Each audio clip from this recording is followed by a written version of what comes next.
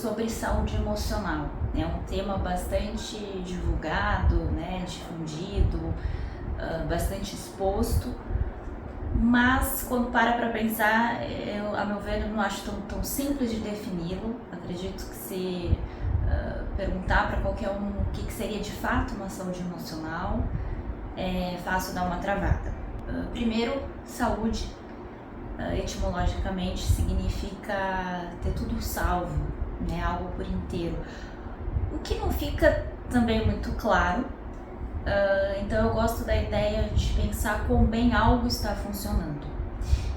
E aqui é um primeiro ponto bastante importante ser chamado a atenção, porque a maioria das coisas da vida, e isso eu levo bastante para os pacientes, é que quando for pensar sobre determinada situação, não deixar a coisa binária, ou é isso ou não é isso. Tentar pensar em forma de escala, então de 0 a 10, 0 a 100, enfim, quão bem algo está funcionando.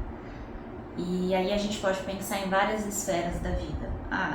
Então quão bem a tua saúde física está funcionando, a tua saúde emocional, a tua saúde financeira, a tua saúde sexual, saúde de relacionamento, de amizade, social, de estética. Posto isso, é como bem está funcionando a tua saúde emocional. E um segundo ponto que eu observo, né, é bastante comum as pessoas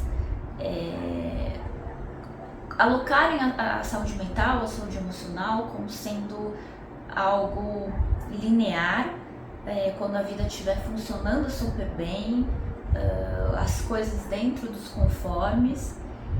E eu sinto dizer, mas depois de uma determinada idade fica difícil a gente conseguir toda essa redondeza, né? Todo algo redondinho, bonitinho. Sempre vai ter algum ponto lá, um ponto cá, que vai estar dando uma dor de cabeça, um incômodo, uma preocupação. Mas a questão é como bem você está conseguindo lidar com tudo isso, como bem você está conseguindo gerenciar tudo isso. E o primeiro passo é a gente entender o que está acontecendo, é a gente entender o que está incomodando, é a gente entender o que está doendo realmente, sem querer colocar subterfúgios, justificativas, explicações em cima disso. Não, é o que é, é o que está incomodando, é o que está pegando. Mas claro, a gente saber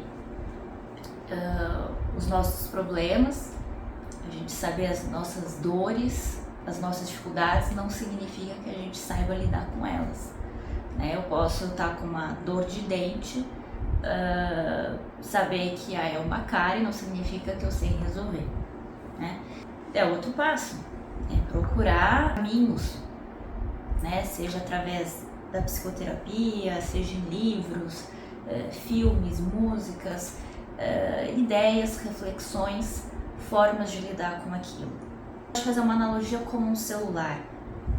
A gente compra o celular, ele está novinho, ele está atualizado, ele está com a bateria tranquila, ele está com tudo funcionando bem. À medida que a gente vai usando, à medida que o tempo vai passando, a bateria vai ficando mais viciada, vai sendo necessário fazer atualizações, o armazenamento vai sendo preenchido, o espaço vai sendo preenchido, e a vida é a mesma coisa.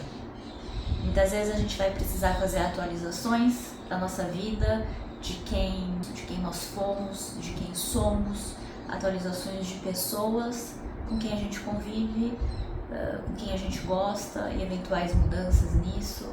Levar para um concerto, a gente vai precisar restaurar algumas ideias que um dia a gente aprendeu como sendo certo para viver ou para lidar com determinada situação, mas que hoje não faz tanto sentido assim, ou está nos fazendo mais mal do que bem, ou a gente descobre outras coisas.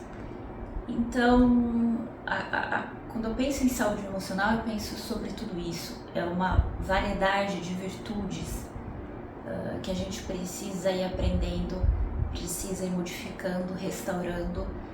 E não é uma questão de não ter ansiedade, não é uma questão de não ter medo, não é uma questão de não ter insegurança, mas é entender as causas disso. Algumas a gente consegue eliminá-las, a gente consegue cessá-las, outras a gente vai ter que aprender apenas a superar, a tolerar ou a lidar melhor, porque realmente, à medida que a gente vai usando o celular, as coisas vão acontecendo, a vida vai acontecendo. E se alguém esperar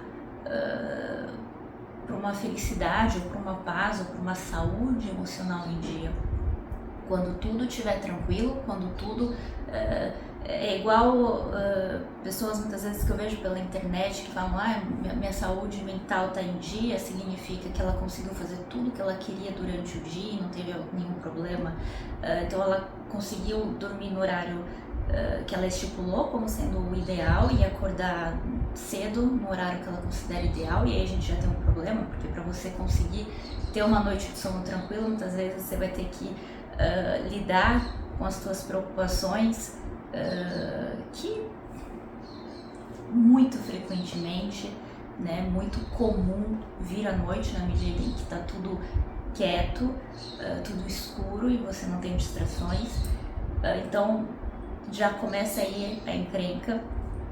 E acordar cedo e comer bem e fazer um bom uso com o marido, com a esposa, com os filhos, e fazer a tua atividade física e trabalhar e não ter qualquer problema, incomodações no trabalho. Às vezes até é possível fazer isso num dia, mas estender para dias, para semanas, para meses, para anos, fica mais complicado. Então não é uma questão de não sentir mais esses incômodos, mas é como lidar com eles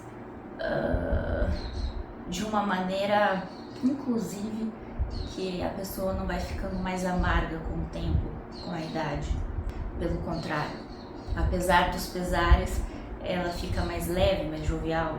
E certamente, dos meios, né, no processo de procurar entender aquilo que está nos causando dor, aquilo que está sendo o nosso problema, nosso incômodo, e aprender a lidar ou a solucionar ou amenizar, envolve muitas vezes uma postura de enfrentamento de vida que vai ter lá tuas dores, os teus preços, e que muitos não estão dispostos a pagar.